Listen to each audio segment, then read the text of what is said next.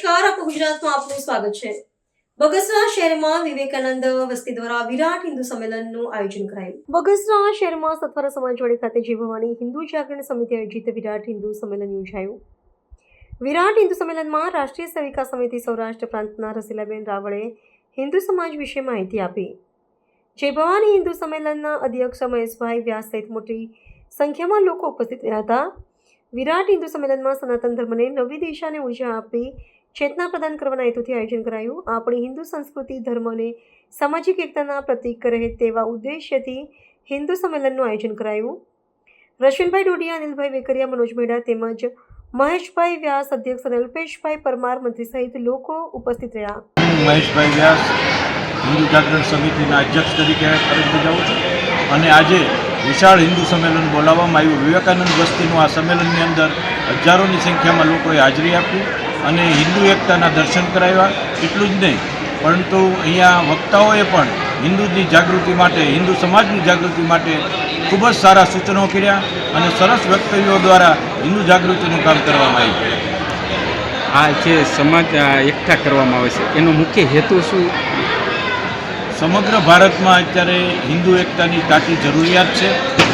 હિન્દુ લોકો જાગૃત બને, એટલું જ નહીં, પરંતુ હિન્દુ સમાજ જાગૃત બની અને વિધર્મીઓના આક્રમણો સામે ઝઝૂમી શકે એ માટે ખાસ હિન્દુ સમાજની એકતા માટે આ કાર્યક્રમનું આયોજન કરવામાં આવેલ છે। અમરેલીથી આવું છું, રાષ્ટ્રીય સેવિકા સમિતિમાં કામ કરું છું।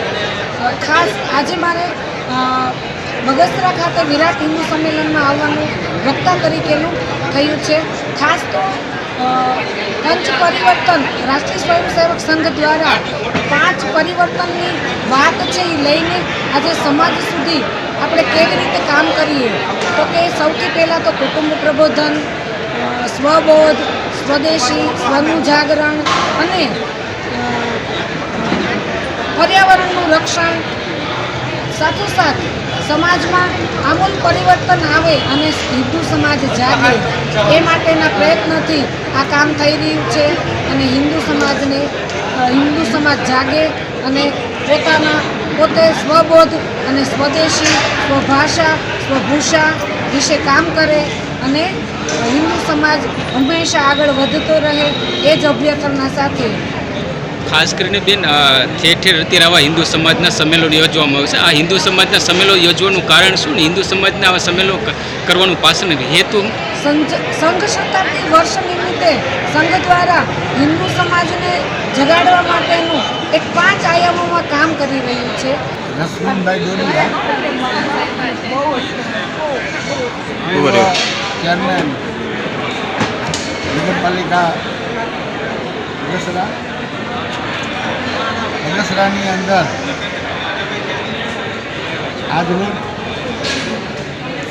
શહેરની અંદર જે 4 અલગ અલગ જગ્યાએ આવા વિરાટ હિન્દુ સંમેલન બોલાવવાનો સંઘનો 100 વર્ષ કાર્યકાળ પૂરો થયો છે એવા સમયમાં આજે આ 3જું એ હિન્દુ સંમેલન હતું। હજુ પણ આવતીકાલે સ્વામિનારાયણ મંદિરની અંદર પણ આવું જ સંમેલન મળી રહ્યું છે।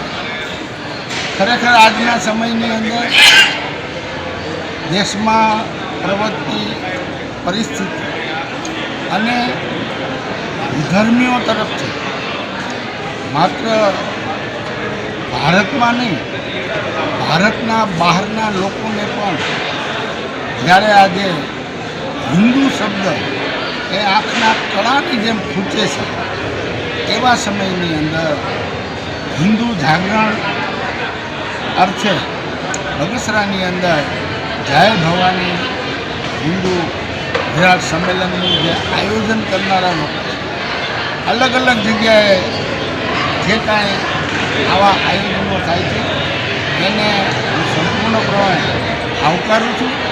એવા કાર્યકર્તા તમામ મિત્રોને અને પ્રજાને પણ મારા તરફથી હું ખૂબ ખૂબ ધન્યવાદ પાઠવું છું અને આવનારા સમયની અંદર આપણે સુખ, ચેન અને સલામતીથી જો જીવવું હશે તો હિન્દુના ગૌરવ પ્રમાણે હિન્દુ શબ્દને કાયમને માટે જે આપણે સનાતન શબ્દ વાપરીએ છીએ એને જીવિત રાખવા માટે થઈને આવા સંમેલનો એ અતિ અનિવાર્ય છે.